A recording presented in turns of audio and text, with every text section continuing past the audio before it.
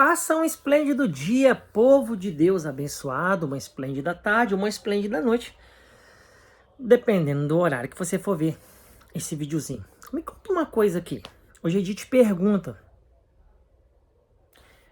Então eu te pergunto, por que você ainda não deixou seu like? Por que ainda você não comentou aqui? Pode criticar. Às vezes sua crítica faz, virar uma chave aqui. Então vamos trocar aquela ideia. Eu te pergunto, por que nós não estamos trocando ideia ainda? Você tem que se perguntar, por que o mundo está do jeito que está hoje? O que eu posso fazer para melhorar? Por que o evangelho está dessa maneira, tão desinformado? O que eu posso fazer para mudar a realidade da interpretação do evangelho?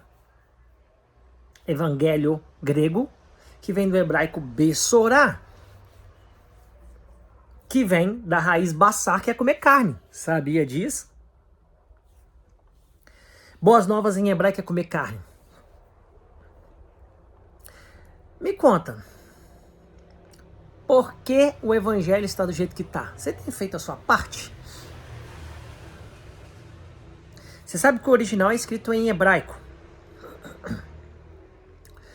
Tem que ser escrito em hebraico. Pode ser dito, falado em aramaico.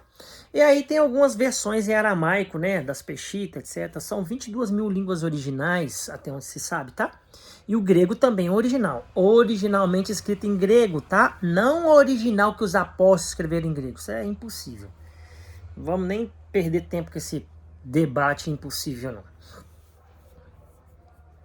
Me conta uma coisa. O que você tem feito para mudar a realidade daqueles que estão ao redor? Por que sua mãe está dessa maneira? Porque seu pai está dessa maneira? Porque o seu irmão está dessa maneira? Porque o seu próximo está dessa maneira? Porque você está dessa maneira? Você tem feito essa pergunta? Pergunta para o Eterno. Deus, por que eu estou assim? Deus, por que eu penso dessa maneira? Senhor, como mudar? O que eu preciso fazer para mudar? Hoje a gente pergunta, se pergunte. Como que eu faço para mudar a realidade interpretativa do evangelho?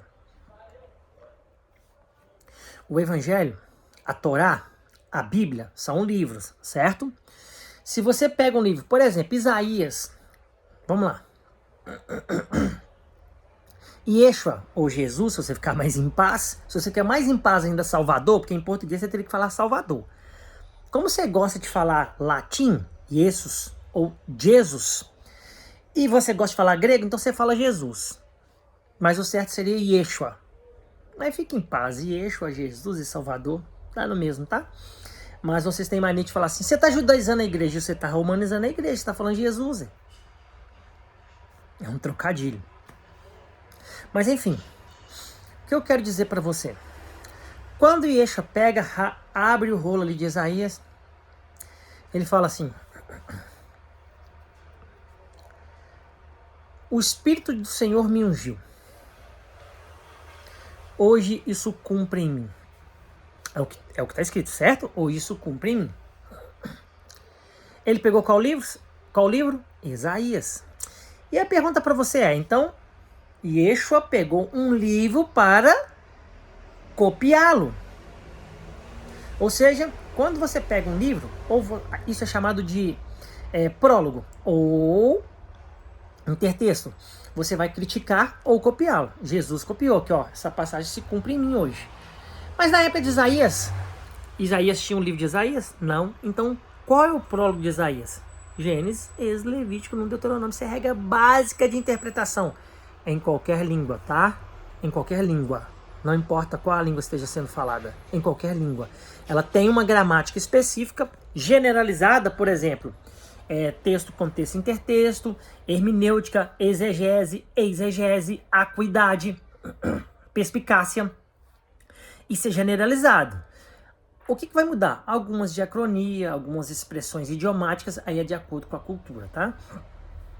Só que se nós estamos falando da Torá, então a cultura correta é a semita, não é outra. Não é a grega, tá? Você que gosta de falar aí que tá judaizando a igreja, que não tem nada a ver.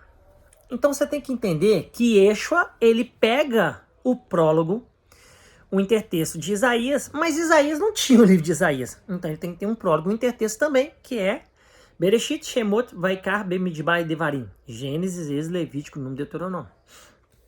Ok? Então quando você entende isso, fica mais fácil você interpretar. Agora a pergunta é, esse é o intertexto. Qual o contexto que Yeshua, que Jesus diz isso? Qual o contexto que Isaías diz isso? Qual o contexto Gênesis, ou Êxodo, ou Levítico, ou Números, ou Deuteronômio, Bereshit, Shemot, Vaikra, Bemidbar e Devarim? Qual desses contextos foi escrito? Aí sim você vai começar a interpretar da forma correta. Então, por que você ainda não está aprendendo isso para anunciar o evangelho da forma correta, da forma certa?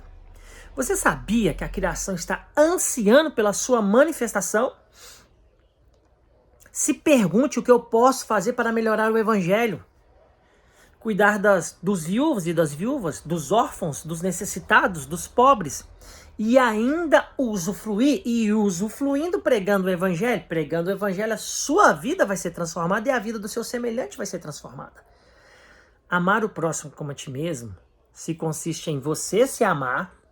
Depois que você se amar, aí você vai amar o próximo. Por quê? Se você se ama, você vai estar em paz, liberando oxitocina, vai estar liberando endorfina e vai estar liberando ocitocina, porque você estava se amando. Agora você está apto para amar o seu próximo. Então minha pergunta para você é, o que você tem feito para mudar a realidade do evangelho? O que você tem feito para você se mudar? O que você tem feito para seu pai e sua mãe mudar? Seu irmão, sua irmã mudar? O que você tem feito para que as pessoas ao seu redor mudem? Então essa é a minha pergunta para você. O que você tem feito para espalhar o evangelho e por que até agora você não deixou seu like, comentou e literalmente compartilhou? Aquele abraço, faça um esplêndido dia, se pergunte, faça pergunta. Faça perguntas. E vai cavando, e é claro, sempre orando e perguntando ao Eterno qual é a melhor interpretação, revelação, etc, etc, etc, no sentido do assunto que você está querendo abordar. Aquele abraço, faça um esplêndido dia. Te amo em Cristo Jesus. Compartilha aí, hein?